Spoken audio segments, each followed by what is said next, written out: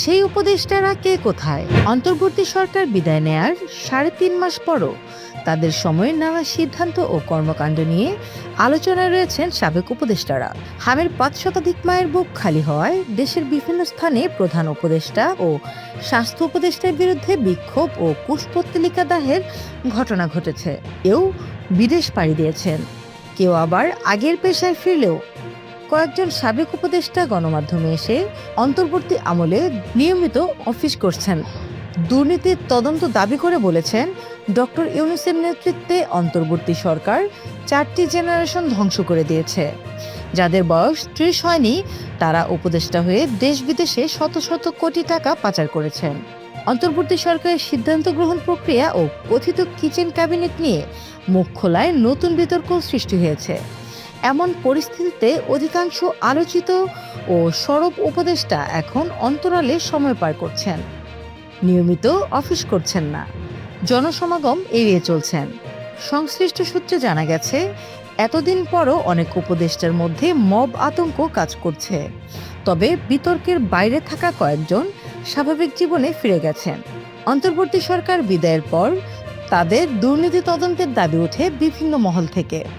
সম্প্রতি বিএনপির সংসদ সদস্য ও বীর মুক্তিযোদ্ধা ফজলুর রহমানও কিশোরগঞ্জে একটি অনুষ্ঠানে এ বিষয়ে গত এপ্রিলে গণমাধ্যমের প্রশ্নের জবাবে অন্তর্বর্তী সরকারের বিরুদ্ধে ওঠা দুর্নীতির অভিযোগ তদন্ত করার আশ্বাস দেন প্রধানমন্ত্রীর তথ্য ও সম্প্রচার উপদেষ্টা ডক্টর জাহেদুর রহমান। এরপরে সাবেক উপদেষ্টাদের বিদেশ যাত্রা নতুন করে আলোচনায় আসে। বিশেষ করে সাংস্কৃতিক উপদেষ্টা মুস্তফা সরোয়ার ফারুকীর সস্ত্রীক অস্ট্রেলিয়ায় সফর নিয়ে সামাজিক যোগাযোগ মাধ্যমে নানা আলোচনা সমালোচনা শুরু হয়। তবে খোঁজ নিয়ে জানা গেছে, অধিকাংশ উপদেষ্টাই দেশে আছেন। দায়িত্ব ছাড়ার পর সাবেক প্রধান উপদেষ্টা ডক্টর মোহাম্মদ ইউনূস গুলশানের নিজস্ব বাসভবনে ওঠেন, অসুস্থ স্ত্রীর সেবায় মন দেন। একই সঙ্গে 3-0 শূন্য দারিদ্র, শূন্য বেকারত্ব এবং শূন্য নিট কার্বন নিঃসরণ রূপকল্প এবং নতুন সামাজিক ব্যবসা নিয়ে কাজ চালিয়ে যান। গত 27শে মে ঈদের আগের দিন দীর্ঘদিনের সহকর্মী লামিয়া মোর্শেদকে সফরসঙ্গী করে ফ্রান্সের প্যারিসের উদ্দেশ্যে ঢাকা ছাড়েন তিনি। পরে নেদারল্যান্ডেও নানা অনুষ্ঠানে অংশ নেন। 31 মে ডক্টর ইউনূস ও লামিয়া মোর্শেদ জার্মানিতে বার্লিন স্টোরি বাংকার মিউজিয়াম পরিদর্শন করেন বলে বিভিন্ন সূত্রে জানা গেছে। তাদের হিটলার ও তার প্রেমিকা ইভা ব্রাউনের শোবার ঘরের সামনে দাঁড়িয়ে থাকতেও দেখা গেছে। সাবেক পররাষ্ট্র উপদেষ্টা মোহাম্মদ তৌহিদ হোসেন ঢাকায় অবস্থান করছেন। সম্প্রতি তিনি একাধিক সাক্ষাৎকারে দাবি করেন, বিদায়ের ঠিক 3 দিন আগে যুক্তরাষ্ট্রের সঙ্গে অন্তর্বর্তী সরকারের আলোচিত বাণিজ্য চুক্তির সঙ্গেও পররাষ্ট্র মন্ত্রণালয়ের সম্পৃক্ততা ছিল না।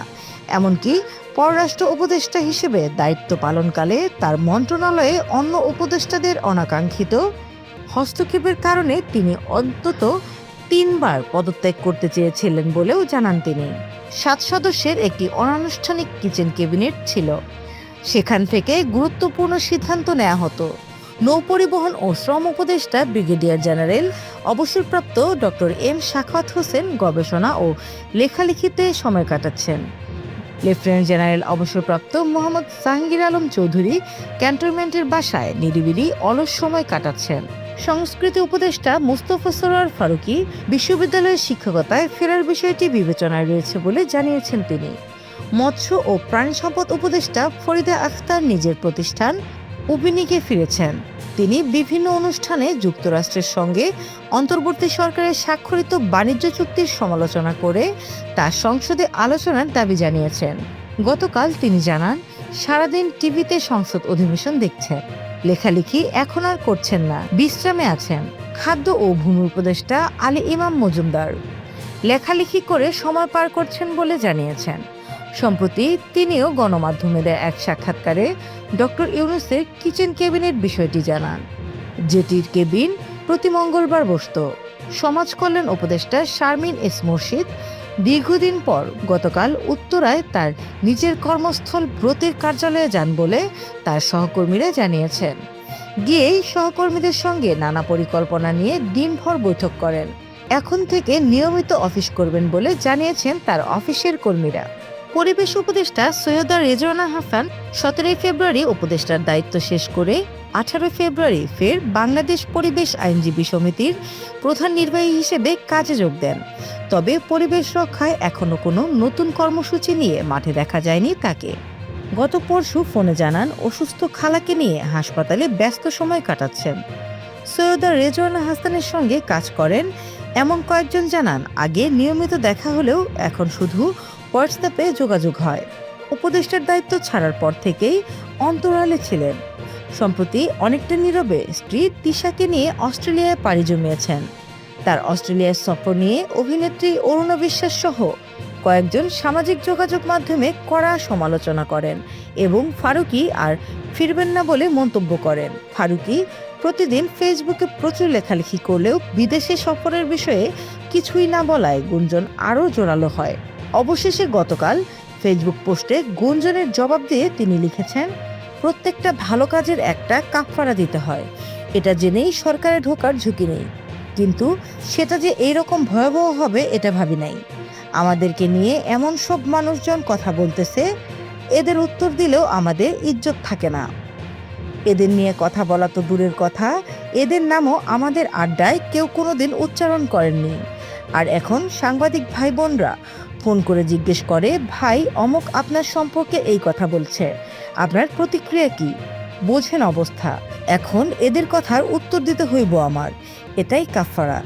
যাই হোক, এদের মিথ্যাচার এবং সম্মিলিত প্রোপাগান্ডা বলে দেয় আমি আমার কাজটা ঠিক মতো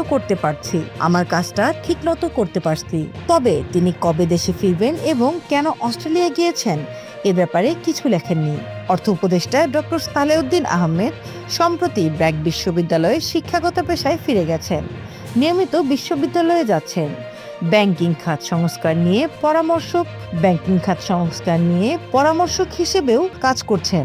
পরিকল্পনা উপদেষ্টা ওয়াহিদ উদ্দিন মাহমুদ বাড়িধারা পার্ক রোডে থাকছেন। 2টা বই লেখার কাজে হাত দিয়েছেন। খুব একটা বাইরে যান না।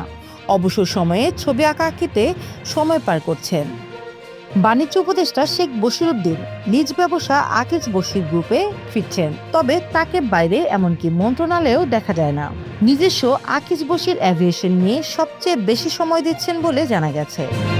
স্বাস্থ্য উপদেষ্টা নূরজাহান বেগম উপদেষ্টার পদ ছাড়ার পর পুরনো কর্মস্থল গ্রামীণ ব্যাংকে ফিরলেও হামে শিশু মৃত্যু শুরু হওয়ার পর থেকে অনেকটা আত্মগোপনে আছেন।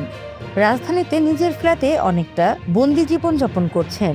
এড়িয়ে চলছেন মানুষজন ও গণমাধ্যম।